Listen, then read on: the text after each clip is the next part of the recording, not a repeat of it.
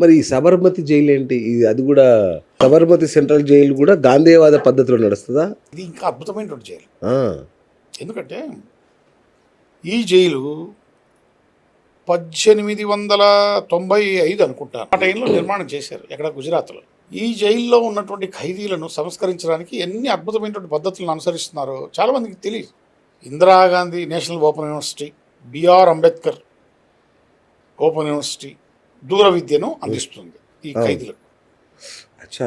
అది కాకుండా ISKCON, Ramakrishna machine, Arya Samaj, అలాగే art of living, Ramachandra Ravishankar, Patanjali yoga fit, Gayatri Parivar, ఈ సంస్థలన్నీ కూడా అక్కడ ఖైదీలకు అనేకమైనటువంటి అభ్యాసాలు, యోగా ఇవన్నీ నేర్పిస్తూ వాళ్ళందరినీ సంస్కరించే దిశలో అవి అక్కడ పనిచేస్తున్నాయి. ఇవి చేస్తున్నటువంటి కృషిని మనం అభినందించాలి. ఓకే. ఆ ఖైదీలు కూడా వీళ్ళందరికీ సహకరిస్తున్నారు. అలాంటి అద్భుతమైనటువంటి మార్పుకు చిహ్నం ఈ సబర్మతి జైలు. తయారైంది. ఈ సబర్మతి జైల్లో కూడా అనేక మంది జాతీయ నాయకులను అప్పుడు ఆ కాలంలో నిర్బంధించడం జరిగింది. కానీ ఇది మాత్రం నేను ఇప్పుడు మాట్లాడినటువంటి జైలు అన్నిటికన్నా అద్భుతమైనటువంటి జైలు ఏదంటే సబర్మతి జైలు. ఎక్కడ ఉంది సార్ ఇది? Gujarat. Okay, okay, super. Gandhi పుట్టిన దేశం. అవును, అంటే సబర్మతి ఆశ్రమాన్ని దీనికి మార్చారు, అట్లా కాదు? లేదు, సబర్మతి జైలు, దీని పేరే సబర్మతి అని పెట్టారు. రైట్. మరి ఈ బోస్టన్ స్కూల్స్ ఏంటి సార్? ఈ జూనియర్ హోమ్ అంటారు, బోస్టన్ స్కూల్స్ అంటారు కదా, ఇవి ఎందుకు వస్తాయి? ఇవి ఈ బోస్టల్ స్కూల్స్ అనేటువంటివి 16 సంవత్సరాల నుంచి 21 సంవత్సరాల లోపు వయసు ఉన్నటువంటి యువకులు నేరం చేసి జైలు శిక్ష పడితే వాళ్ళను సంస్కరించడానికి, వాళ్ళను మార్పు చేసి వాళ్ళల్లో ఒక చైతన్యం తీసుకొని వచ్చి వృత్తి శిక్షణ ఇచ్చి వాళ్ళు స్వయంగా బ్రతకడానికి కావాల్సినటువంటి స్కిల్స్ వాళ్ళకి నేర్పించి పంపించేటువంటి స్కూల్స్ ఇవి. వీటి ప్రధానమైనటువంటి ఉద్దేశం ఏంటంటే కేవలం మార్పు. అయితే కోర్టు శిక్షలు ఈ వయసులో వాళ్లకు విధిస్తే వాళ్ళు ఈ బోస్టల్ స్కూల్లో ఉంటారు. జువెనైల్ హోమ్స్ అన్న ఇవే? అది వేరు. అది వేరేనా? అది మరి ఆ ఏజ్ డిఫరెన్స్ వస్తుంది దానికి. Okay, right. సో అన్నగారు, ఇంకొకటి ఓపెన్ ఎయిర్ జైలు అంటారు కదా, అంటే ఏంటి? ఖైదీలు అంటే నేను చూశాను పెట్రోల్ బంకులలో వాటిల్లో పనిచేస్తుంటారు జైలు ఖైదీలు, అట్లా ఆఫీస్లకు కూడా వెళ్ళి పని చేసుకొని రావచ్చా? ఏంటి అసలు కాన్సెప్ట్? అట్లా ఉండదు. ఓపెన్ ఎయిర్ జైల్స్ అంటే ఏంటంటే క్షణికావేశంలో ఆవేశపూరితంగా నేరాలు చేసి జైలు గోడల మధ్యకు వాళ్ళ జీవితాలు నెట్టవేయబడి నరకప్రాయంగా వాళ్ళ జీవితాలు మార్చబడి, ఓకే, ఎందుకురా ఇలా చేశాం, కుటుంబం, భార్య, బిడ్డలు, అన్నదమ్ములు, ఆప్తులు ఉన్నటువంటి వాళ్ళందరినీ వదిలిపెట్టి ఒంటరిగా ఇక్కడికి రావాల్సిన పరిస్థితి ఎందుకు నేను కల్పించుకున్నాను, ఎందుకు నేను తప్పు చేశాను అని చాలామంది మానసిక వ్యధ అనుభవిస్తారు. అలాంటి వ్యక్తులను మార్చడానికి, సంస్కరించడానికి, సన్మార్గంలో వాళ్ళను నడిపించడానికి ఈ ఓపెన్ ఎయిర్ జైల్స్ చాలా బాగా ఉపయోగపడతాయి. ఓకే. నేను ఇప్పుడు ఫర్ ఎగ్జాంపుల్ అనంతపురం జిల్లా బుక్కరాయ సముద్రంలో రెడ్డిపల్లి విలేజ్లో ఒక ఓపెన్ ఎయిర్ జైలు ఉంది. ఓకే. దాన్ని నీలం సంజయ్ రెడ్డి గారు అప్పుడు ఓపెన్ చేశారు. తర్వాత మీ దగ్గర చెర్లోపల్లి కూడా జైలు. నేను చెర్లోపల్లి చూడలేదు కానీ బుక్కరాయ సముద్రం చూశాను. అది జైలు అనేటువంటి విషయాన్ని మర్చిపోతారు వాళ్ళు. అవునా? మేము ఖైదీలము అనేటువంటి విషయాన్ని కూడా మర్చిపోతారు. బ్యూటిఫుల్. అద్భుతమైన ప్రకృతి రమణీయతకు పెట్టింది పేరు. గ్రీనరీగా ఉంటుంది. వీళ్ళంతా సంతోషంగా, ఆనందంగా, తృప్తిగా జీవిస్తూ ఉంటారు. జైలు గోడలు ఉండవు, ఓన్లీ ఫెన్సింగ్ ఉంటుంది. సీరియస్? అసలు గోడలే ఉండవా? ఏం లేదు, ఓన్లీ ఫెన్సింగ్ ఉంటుంది. వాళ్ళ రూములు వాళ్ళకు ఉంటాయి, హ్యాపీగా పడుకుంటారు, పొద్దున్నే లేస్తారు. వీళ్లకు నర్సరీ ఉంటుంది, డైరీ ఫామ్ ఉంటుంది, కోళ్ళ పెంపకం ఉంటుంది, గొర్రెల పెంపకం ఉంటుంది, ఆవుల పెంపకం ఉంటుంది, తర్వాత గేదెల పెంపకం ఉంటుంది, ఫార్మింగ్ ఉంటుంది, హార్టికల్చర్ ఉంటుంది. ఓకే. ఇవన్నిట్లో వీళ్ళకు ప్రత్యేక శిక్షణ ఇస్తారు. ఓకే. కూరగాయలు పండిస్తారు, వాటిని ట్రాక్టర్లలో వేసుకొని వీళ్ళే వెళ్ళి టౌన్లకు ఆడ అమ్మేసుకొని మళ్ళీ నేరుగా జైలుకి వచ్చేసి హ్యాపీగా పడుకొని తిరుపతి పారిపోవడానికి ప్రయత్నం చేయరు. ఓకే. ఎందుకంటే ఖైదీ అనేటువంటి ఆలోచన వాళ్ళకి ఉండదు. ఓకే. వాళ్ళ ఫ్యామిలీ మెంబర్స్ వస్తారు, వీళ్ళు ఇక్కడ కష్టపడి సంపాదించినటువంటి డబ్బును కూడా వాళ్ళ ఫ్యామిలీకి పంపిస్తారు.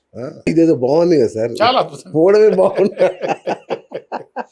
అలాగే ఎవరు జైలుకు పోవాలని భావించకూడదు, కోరుకోకూడదు.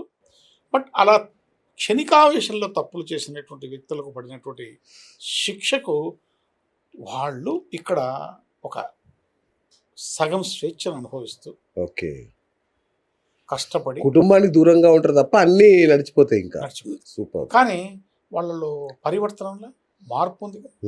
వాళ్ళు వీటిలో శిక్షణ పొందుతారుగా. Correct correct. ఇంకోటి ఏంటంటే ఈ ఓపెన్ ఎయిర్ జైల్స్ కంట్రోల్లో పెట్రోల్ బంకులు కూడా ఉంటాయి, మీరు అవును చెప్పారు. అవును.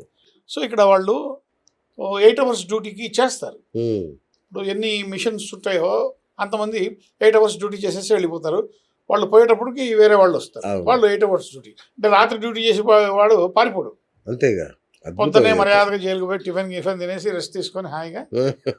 సో ఆ విధంగా ఈ ఓపెన్ ఎయిర్ జైల్స్ ఓకే. ఒక సంస్కరణ కేంద్రాలు. Great great. నేను ప్రభుత్వాన్ని మీ ద్వారా కోరుతున్నది ఏమిటంటే అటు తెలంగాణ కానీ ఇటు ఆంధ్ర 2 తెలుగు రాష్ట్రాలలో కనీసం 2 జిల్లాలకు ఒక అద్భుతమైనటువంటి open air open air jail jail ఉండాలి. Okay okay correct. At the same time ఒక మహిళా జైలును కూడా పెట్టండి. తక్కువ ఉన్నాయి మహిళా జైలు. చాలా తక్కువ ఉన్నాయి. అయ్యో. వసతులు బాగలేవు, సిబ్బంది లేరు, డాక్టర్లు లేరు. అయ్యో. కాబట్టి నేను విజ్ఞప్తి చేస్తున్నాను, ఎవరికి ప్రభుత్వానికి విజ్ఞప్తి చేస్తున్నా, స్వచ్ఛంద సేవా సంస్థలు కూడా కూడా మీ గళాన్ని కూడా వినిపించండి. కరెక్ట్. వీళ్లకు మెరుగైనటువంటి వసతులు, ఎందుకంటే తెలిసి కూడా తప్పు చేయడు, కరెక్ట్. క్షణికావేశంలో చేస్తాడు. అవును. వాళ్లకు ఒక ఉపశమనం లభించి వాడు మళ్ళీ బయటకు మంచి వచ్చి వ్యక్తిగా బయటికి రావాలి. సమాజంలో కలిసి ప్రశాంతంగా బ్రతికే అవకాశాన్ని వాడికి మనం కల్పించాల్సిన బాధ్యత మనకుంది. ఎందుకంటే జీవితం ఒక్కసారి, రెండోసారి అంతే. మళ్ళీ రాదు. అంతే కదా. అవును. కాబట్టి వాడికి భగవంతుడు ఇచ్చినటువంటి జీవితంలో వాడు చేసుకున్న తప్పును వాడికి చెప్పి వాడిని మార్చి మర్యాదగా పోయి బతుకుపో అని ఇంకొక ఛాన్స్ ఇవ్వాలి. బా. That's my request. అసలు జైల్లో ఉద్దేశం అది, కానీ రివర్స్ జరుగుతోంది జరుగుతుంది. మన దురదృష్టానికి. ముఖ్యంగా ఈ సెల్యులార్ జైల్స్, ఇప్పుడు మీరు ఎంత ఓపెన్ ఏరియా ఎంత స్వర్గంలా ఉంటుందని చెప్పారో, నరకానికి నకళ్ళు ఈ సెల్యులార్ జైళ్ళు. కాలాపాని సినిమా కూడా వచ్చింది దాని మీద. అది ఏంటి అసలు ఈ జైళ్ళు? ఈ జైలు అండమాన్ నికోబార్లో ఉంది. ఎక్కడ ప్రపంచంలో ఎక్కడ లేదు ఇట్లాంటి జైలు. 1896లో మొదలు పెట్టినటువంటి జైలును 1906లో కంప్లీట్ చేశారు. ఓకే. దీన్ని ఎవరు నిర్మించారు తెలుసా? బ్రిటిష్ వాళ్ళ దగ్గర అవైలబుల్ ఉన్నటువంటి ఖైదీలు ఖైదీలతోనే ఎవరైతే ఉన్నారో వాళ్ళతోనే ఈ జైలు నిర్మాణం చేయించారు. ఆ, ఇంకా చూడండి ఎంత తెలివిగల వాళ్ళు. అదే కదా. అంటే దీనికి కనీసం శిల్పులు కానీ నిర్మాణం చేసేటువంటి కూలీలు కానీ ఎవరు లేరు, ఆ, ఖైదీలతోనే నిర్మాణం చేయించారు. ఆ. ఒకటి. రెండోది సెల్యులర్ అంటే ఏంటి అంటే అసౌకర్యము. ఓహో. సెల్యులర్ అంటే అసౌకర్యం. ఓకే. 4.2 మీటర్స్ పొడవు, 2.7 వెడల్పు ఉంటుంది. అంతే. ఒక చిన్న వెంటిలేషన్ ఉంటుంది, అది నీకు అందదు. 22 గంటలు నీవు నిర్బంధంగా ఒక్కడివే బ్రతకాల. బా. ఒంటరితనం ఎంత శాపం. నరకం నరకం, శాపం కాదు నరకం. ఇది 4 రెక్కలు కలిగినటువంటి జైలు, 3 అంతస్తులు. సెంటర్లో ఒక అద్భుతమైనటువంటి ఇది కేంద్రం. ఆశా. అక్కడి నుంచే ఈ జైల్లో ఉన్నటువంటి మొత్తం 696 ఖైదీల గదులను పర్యవేక్షిస్తుంది ఇది ఈ జైలు.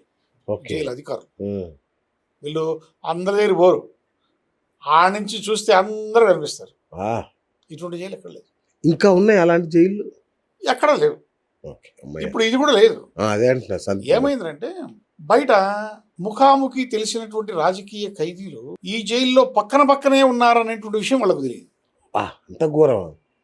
అంటే లంచ్ కూడా డిన్నర్ కూడా కాదు, అబ్బా సమస్యలు డైరెక్ట్ కిందికి తోసేయడమే. తోసేయడమే. నీ విసర్జన, అన్ని అందరే. నీ సర్జన అన్నీ అక్కడే. అంత భయంకరంగా అమానవీయంగా ఆత్మగౌరవాన్ని సైతం దెబ్బతీసి నిన్ను ఇబ్బంది పెట్టేటువంటి ఒక పెద్ద జైలు అది. ఆ. ఈ జైల్లో ఒక పెద్ద తిరుగుబాటు జరిగి 24 రోజులు పెద్ద స్ట్రైక్ జరిగింది. స్ట్రైక్ చేశారు అన్నం తినకుండా. స్ట్రైక్ అంటే బయటకు వచ్చి జిందాబాద్ కాదు. లేదు.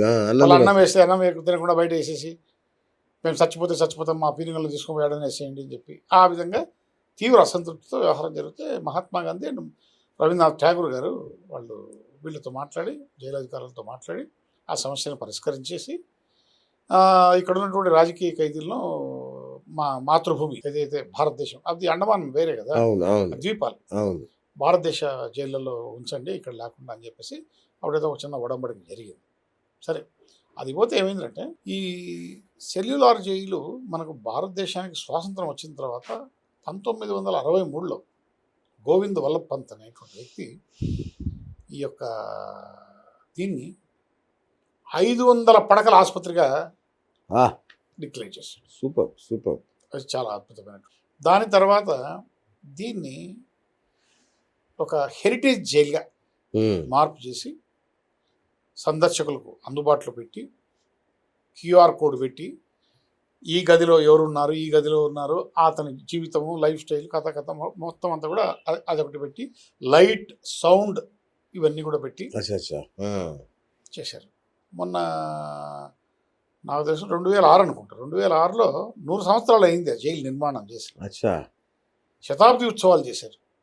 ఆ ఖైదీలో ఆ జైల్లో ఖైదు కాబట్టి శిక్ష అనుభవించినటువంటి ఖైదీలను పిలిపించి ఆ ప్రాంగణానికి వాళ్లకు సన్మానం చేసి వాళ్ళకు ఏదో గౌరవ వేతనం ఏదో ఇచ్చారు. ఓకే, ఇచ్చి ఆ విధంగా చేశారు. సో ఆ విధంగా సెల్యులర్ జైలు అనేటువంటిది ప్రస్తుతం ఒక హెరిటేజ్ జైలుగా మారిపోయింది. అంతే, అసలు మళ్ళీ లేదు ఇక.